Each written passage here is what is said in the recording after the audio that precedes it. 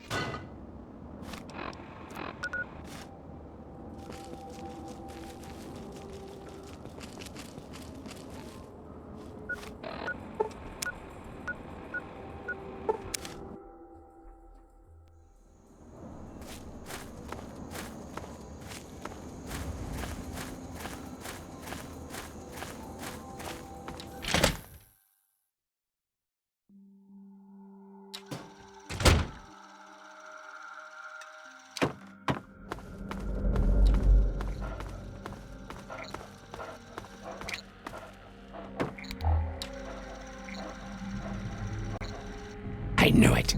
I knew that little bastard was behind all this. After all these years, he's stuck his head out, and this is my chance to cut it off. Figuratively speaking, of course.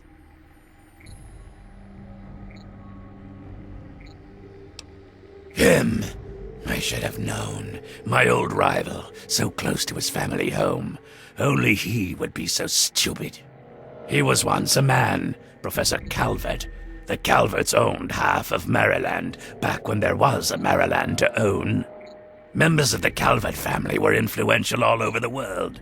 They practically owned a deed to the U.S. government. In their best days, there were no less than 3 Calvert family senators, 7 members of the House, and 2 governors. They even had a top candidate for president, until that scandal with the dog forced them to drop out of the race. I was particularly proud of that one.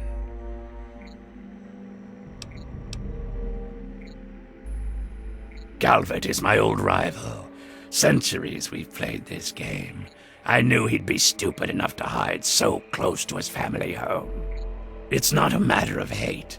It's a matter of destiny. He is my enemy, and I do not suffer any bastard who opposes me to live. I knew he was here, and it is my intent to find him and call down a righteous fucking hammer on his head. Figurative, I mean. His head.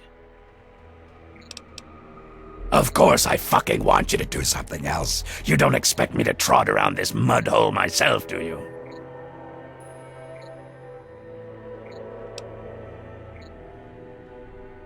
Or what?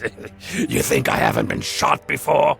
Think that you, over the thousands who have tried, can take me down?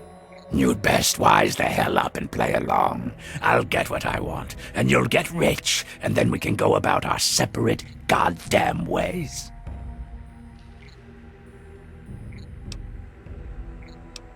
So, those half-wits are getting messages from the professor, right?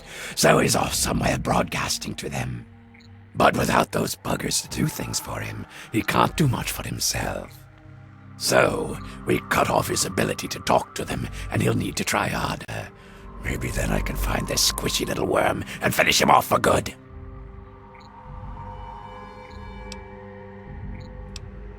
If I know the professor, he's using a high-frequency cognitive sign broadcast.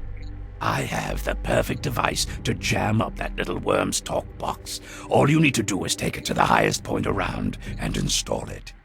Easy, right? Right. Attach it to the bottom car, then turn it on and spin the jammer to the top. No fucking problem. I'll watch from here and turn it on. Then we'll see where our little professor is. Now, go!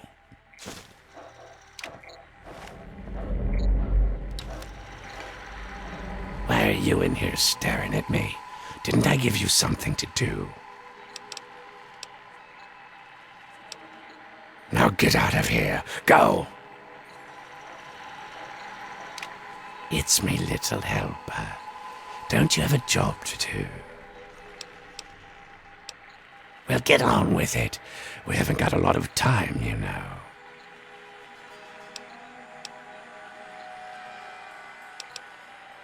At some point, Professor Calvert developed the ability to speak inside people's heads. Problem is, he's not so good at it. He's using something to boost his power and talk to those tribal simps. The fools think he's God or something. Once I jam up his signal, he won't be able to get them to do what he wants, and I'll be able to find where the little fuck is hiding. You saw it. He uses his device to talk to their soft-headed leader in those caves. They think he's a fucking god, and they do what he wants.